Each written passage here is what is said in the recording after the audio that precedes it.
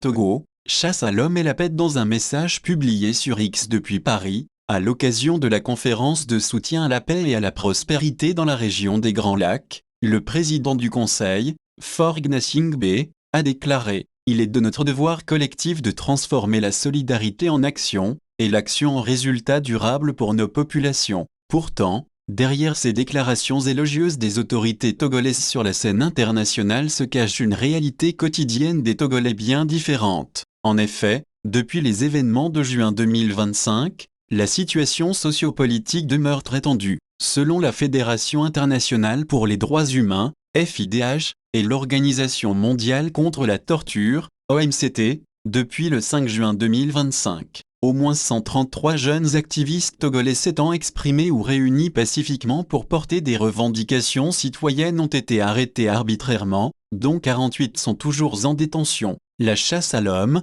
les arrestations des défenseurs des droits de l'homme et militants des partis de l'opposition ainsi que les mandats d'arrêt internationaux émis par les autorités togolaises contre les activistes de la diaspora, ravivent de douloureux souvenirs et nourrissent la crainte d'un retour au pays pour de nombreux Togolais, dont Alonion Kodjo Djigbodi. Cette situation qui prévaut ne laisse pas indifférente la conférence des évêques du Togo, 7. Dans leur récente sortie, les évêques ont déploré le climat d'intimidation et de violence qui génère la peur et la méfiance, ce qui ne favorise pas la cohésion nationale. Les évêques du Togo réaffirment leur conviction qu'aucun développement véritable n'est possible sans le respect des libertés, de la justice et de la vérité. Membre du parti Les Démocrates de Nicodème Abia, Alonion Kodjo Djigbodi a, en raison de son engagement politique, été interpellé à plusieurs reprises, souvent dans des conditions irrégulières et arbitraires. Ces événements marquants témoignent non seulement des difficultés rencontrées par les militants de l'opposition,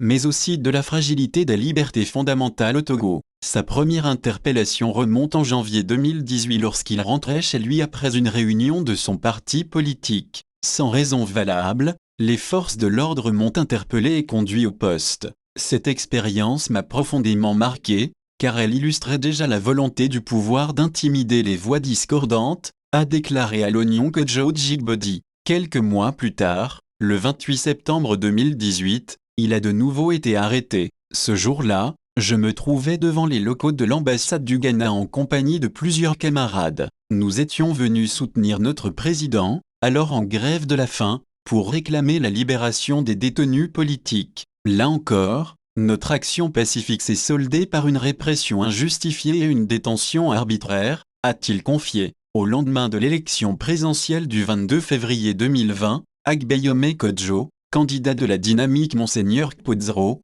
DMK, s'est auto-proclamé vainqueur alors que la CENI proclamait Faure Gnassingbé, élu. Suite à l'appel de l'opposition à manifester contre les résultats officiels, les résidences du président du MPDD, Agbeyome Kodjo et de Monseigneur Philippe Fanoko Kpodzro, archevêque émérite de Lomé, ont été encerclés par les forces de l'ordre. Les militants de l'opposition présents le vendredi 28 février 2020 pour soutenir la DMK et son candidat et réclamer le respect du verdict des urnes, ont été dispersés par les forces de l'ordre. Plusieurs personnes ont été interpellées parmi lesquelles le militant du parti Les Démocrates. Craignant pour sa vie, Alonion Kodjo Djigbodi a été contraint de prendre le chemin de l'exil comme Agbeyome Kodjo, Monseigneur Kpodzro et bien d'autres pour se mettre en sécurité. Depuis le 24 octobre 2025 au siège du parti Les Démocrates, à Lomé, les femmes de cette formation politique ont entamé une grève de la faim pour exiger la libération de Madame Marguerite Gnakadé,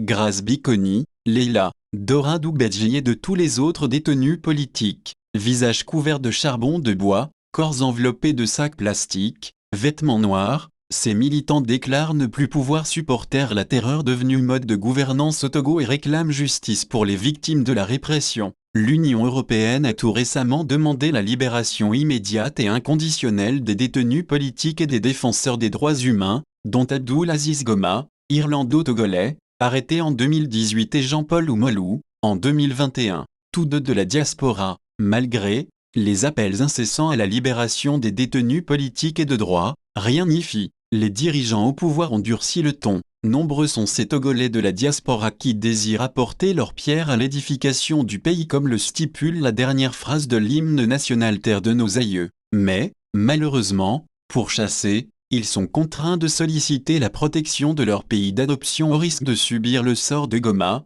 Oumolou, Seiramer,